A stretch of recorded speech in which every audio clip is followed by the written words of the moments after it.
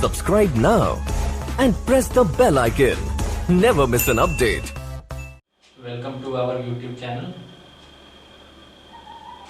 आज हम डिस्कस करने जा रहे हैं वन वर्ड सब्स्टिट्यूशन के बारे में, जो JNU 2020 एंट्रेंस एग्जाम के लिए बहुत ज़रूरी है और हर साल 2-4-5 क्वेश्चन पूछे जाते हैं इसमें वन वर्ड सब्स्टिट्यूशन के बारे में।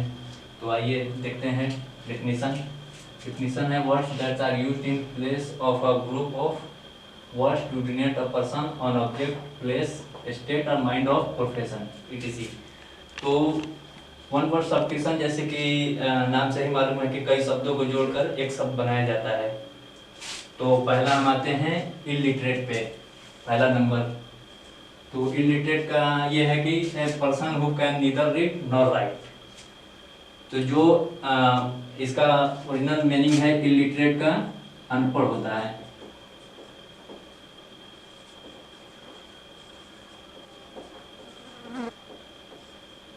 इलिटरेट मतलब होता है अनपढ़, जो पढ़ और लिख दोनों न सके, उसको इलिटरेट बोलते हैं। अगर इसमें सिर्फ होता कि a person who can not right या फिर रीड, तो वो इसका असल मीनिंग नहीं हो पाता इलिटरेट का।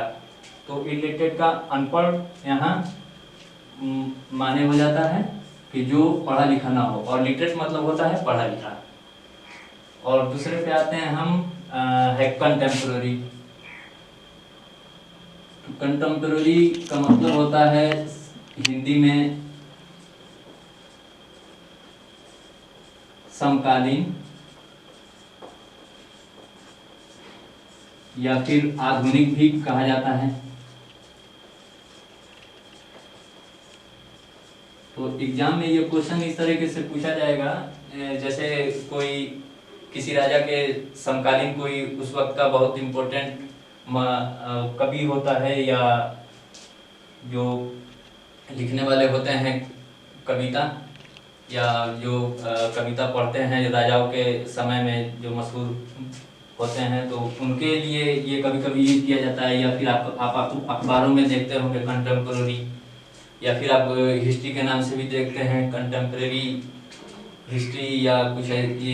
ये चीज़ें जो जिसके लिए इसका असल मीनिंग यही है, कंटेम्प्रेरी का समकालीन या आधुनिक। तो यह है कि person who lives at the same time as another. तो जो समान तरीके से चलता है वो एक ही समय में, उसको कंटेम्प्रेरी बोलते हैं। तो हिंदी मीनिंग समकालीन है या आधुनिक है। अब तीसरे पे आ जाएंगे फिलोजेनिस्ट। ये बहुत इंपॉर्टेंट है JNU की एग्जाम पॉइंट ऑफ व्यू से, जो हर साल एक नंबर या 2 नंबर में ये सारे क्वेश्चन पूछे जाते हैं। तो फिलोजेनिस्ट होता है a lover of womankind. A lover of womankind जब जैसे माइंड से ही आप समझ सकते हैं कि अ लवर ऑफ वुमेनकाइंड जो स्त्री से प्यार करे, उसको फिलोजेनिस्ट बोलते हैं। अब चौथे नंबर पे है इगोइस्ट। तो ईगो से ही आप समझ लेंगे कि ईगो का मतलब होता है घमंड, जो सिर्फ अपनी सुने। तो इसी से बना हुआ है, जो पर्सन के साथ यूज होगा तो इसी में ईगो के साथ हम IST जोड़ देते हैं, तो ये हो जाता है ईगोइस्ट। जो व्यक्ति सिर्फ अपने ही बारे में सुने और अपने ही बारे में समझे कि अब मुझसे बड़ा कोई नहीं है, तो वो इसके लिए यहाँ ईगोइस्ट यूज होता है। जो सिर्फ अपने से प्यार करे, अपने बातों को मनवाना जाने, उसी को बोलते हैं ईगोइस्ट। अब 5वें नंबर पे आते हैं ए लवर ऑफ अदर्स। जो दूसरे के बारे में सोचे, दूसरे के बारे में अच्छा कहे, सिर्फ अपने बारे में ना सोचे। जो अपने बारे में सोचता है उसको ईगोइस्ट बोलते हैं, ईगो से हुआ। और जो दूसरे के बारे में सोचता है उसका होता है अल्टूरिस्ट, ALTURIST,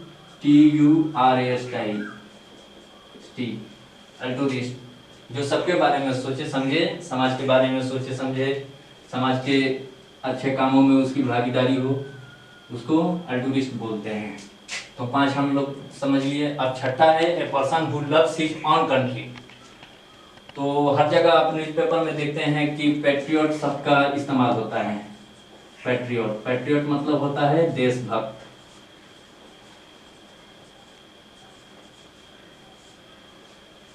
पैट्रियट मतलब देशभक्त होता है जो अपने कंट्री से प्यार करे, a person who loves his country patriot. तो ये ऐसे ही लाइन में दे दिया जाएगा क्वेश्चन में, क्वेश्चन नंबर, और उसमें आपको 4 ऑप्शन दिए रहेंगे यहाँ, जैसे हो गया पैट्रियट, दूसरा में दे देगा ट्रेटर, तीसरा दे देगा आपको कुछ भी दे सकता है, ग्रुप दे दे, चौथा है मॉब दे दे। तो इसमें आपको देखना है, सबसे पहले तो मीनिंग याद करना जरूरी होगा कि पैट्रियट का मतलब क्या होता है, ट्रेटर का मतलब क्या होता है, ग्रुप का मतलब क्या होता है, मॉब का मतलब क्या होता है। तो ज़्यादा से ज़्यादा मीनिंग याद रहेगा तो आप उसमें से आसानी से ऑप्शन सेलेक्ट कर पाएंगे। तो ये आपको याद करना होगा, patriot, altruist, egoist, philogynist, contemporary, illiterate. अब सातवां में आते हैं omnipotent.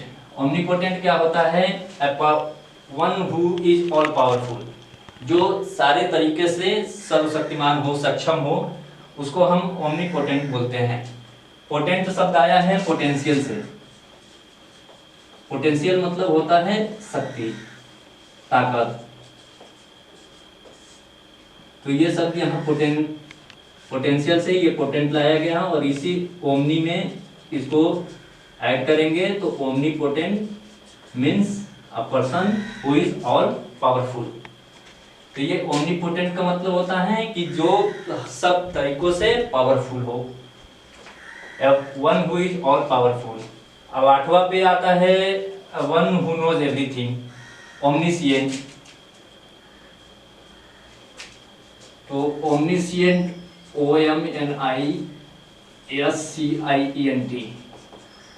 ओमनिशिएंट, one who knows everything. जब ओमनी की बात हम करेंगे तो ओमनी का मतलब हो जाता है वो पूरे तरीके से।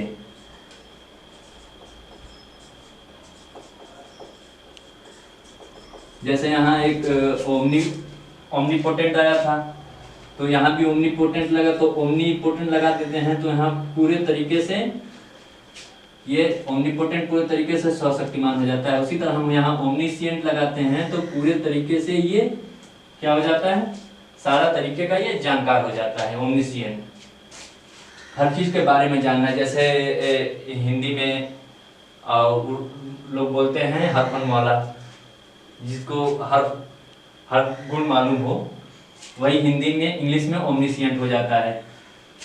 8 हो गया। 9 नंबर पे है फैटलिस्ट। फैटलिस्ट आता है फैट से। फैट मतलब होता है विश्वास, विश्वास, या फिर आप किस्मत बोल लें।